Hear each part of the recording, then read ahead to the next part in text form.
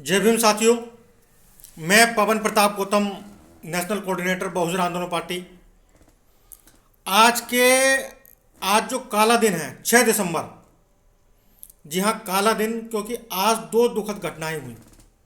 सबसे पहली, आज के दिन हमारे मसीहा, जिन्होंने हमें पानी पीने का अधिकार दिलाया, जिन्होंने पढ़ने का अधिकार दिलाया और जिन्होंने इस देश का संविधान रचा, संविधान रचयिता डॉक्टर बी.आर. अम्बेडकर का 6 दिसंबर 1956 को आज के दिन निधन हो गया था, उनकी मृत्यु हो गई थी और हमारे परमपिता हमें छोड़कर चले गए थे।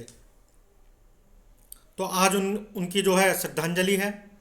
और दूसरा दुखद दिन है, आज ही के दिन बाबरी मस्जिद को शहीद किया गया था। जी हाँ मेरे भाइयों, शहीद किया गया था। अब इस पर दुख प्रकट क्यों ना करूं, क्योंकि मैं संविधान को मानता हूं, क्योंकि मैं डॉक्टर भीमराव अंबेडकर का बच्चा हूं। किसी के भगवान ने किसी के धार्मिक स्थल को ध्वस्त करने को कह दिया है? ये क्या बात हुई?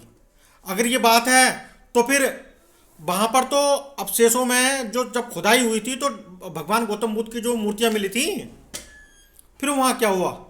अब पहले वहां कितने हजार साल पहले क्या था, उतने हजार साल पहले क्या था? अब मैं कहूँ मेरे परदादाओं की ये जो है वहाँ पे ये रामपुर बसा हुआ है, वहाँ मेरे परदादाओं की ज़मीन थी, इस चीज़ से क्या फ़ायदा?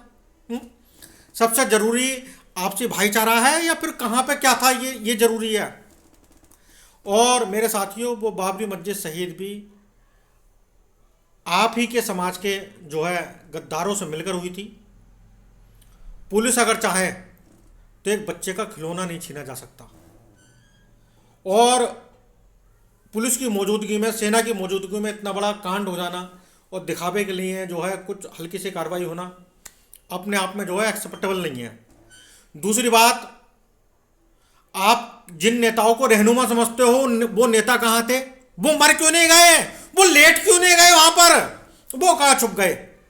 जैसे ओवैसी, जिसके लिए आज भी जो है मुस्लिम समाज के छोटे छोटे बच्चे, तमाम नए नए लड़के हमें गाली दे देते हैं, वे तुम दलित बन रहे हो, तुम कितना वोट दे रहे हो, तुम बीजेपी को जा रहे हो। जो MIM 1927 में MIM जो धार्मिक संस्था थी, 1948 में ऐसा बैन कर दिया गया और 1957 में ये पॉलिटिकल पार्टी बनी, जिसके जो है मुखिया थे वकील अब्दुल अहीद। फिर उनके बेटे सलाउद्दीन बने, फिर उनके बेटे 2008 में असदुद्दीन बने। तो ये तो पारिवारिक धार्मिक संस्था है, इसमें जो है कहाँ समाज का भला हुआ? कहाँ जो है खाली धर्म के नाम पर, और खाली धर्म के नाम पर आप जो है बिल्कुल दूसरों को गाली दोगे। जो आपके बीच में अम्बेडकरवादी लड़ रहे हैं उन्हें भी गाली दोगे, और उसके बाद में जो है फिर बीजेपी इसी आपका डर दिखाकर जो है फिर सत्ता में आएगी।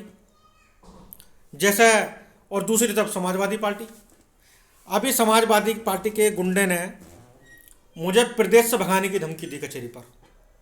SC/ST एक्ट की मजाक उड़ाई, बोलो बताओ, मैं कह रहा हूँ चमार, तो क्या मुझ पर रिपोर्ट लिखा दोगे?